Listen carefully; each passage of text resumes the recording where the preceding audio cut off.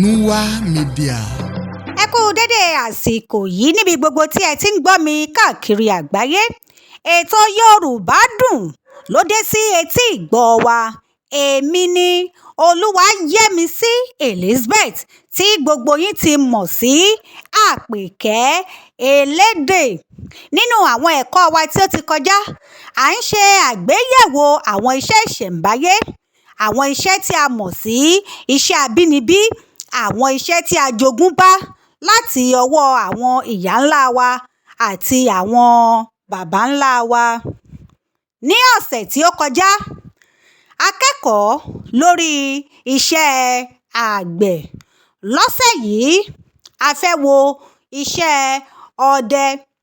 Àwọn wo ni ọdẹ?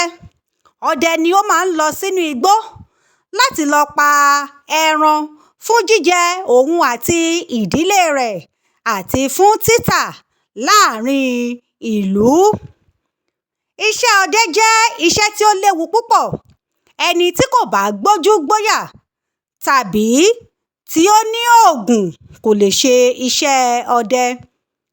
Àwọn nǹkan tí ọdẹ máa ń lò gẹ́gẹ́ bí ohun èlò wọn ni ọ̀bẹ, iná ọdẹ, àpò.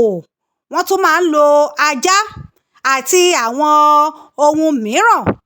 Àwọn nǹkan tí ọdẹ fi máa ń dira wọ́n pọ̀ lóríṣìíríṣìí.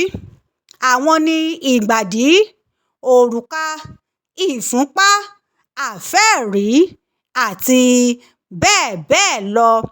Ìdí tí wọ́n fi máa ń lo àwọn nǹkan wọ̀nyí ni wípé tí wọ́n bá ní ìdojúkọ nínú igbó, àwọn nǹkan wọ̀nyí ni wọ́n máa ń lò gẹ́gẹ́ bí ohun àmúṣagbára láti dáàbò bo ara wọn.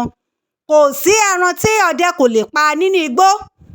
Wọ́n máa ń pa kìnìún, wọ́n máa ń pa ẹkùn, ọ̀bọ, ìjímèrè, ewújù, oríṣìíríṣìí ẹyẹ, ejò àti bẹ́ẹ̀ bẹ́ẹ̀ lọ.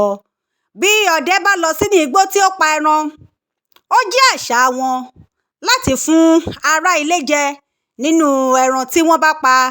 Ìyókù ni wọ́n máa ń kó lọ sí àárín ọjà láti lọ tà tí yóò sì mú owó wọlé fún wọn. Iṣẹ́ yìí jẹ́ iṣẹ́ ìran, ó jẹ́ iṣẹ́ àwọn baba ńlá wa. Ẹni tó bá wù láti kọ́ iṣẹ́ ọdẹ, ó lè lọ kọ́ lọ́wọ́ àwọn tó ń ṣe iṣẹ́ yìí. Bẹ́ẹ̀ sì ni ẹni tí bàbá rẹ̀ bá ń ṣe iṣẹ́ yìí, ó lè fojú sí iṣẹ́ yìí láti ṣe gẹ́gẹ́ bí iṣẹ́ ìdílé. A ò ní rí ju báyìí lọ fún ẹ̀kọ́ wa ti ọ̀sẹ̀ yìí. Ká fi ayọ̀ pàdé nínú ẹ̀kọ́ wa tí ó ń bọ̀. Lẹ́ẹ̀kan sí i, orúkọ mi ni Olúwayẹmísí Elizabeth tí gbogbo yín mọ̀ sí Àpèkẹ́ Elédè. Ó dìgbà.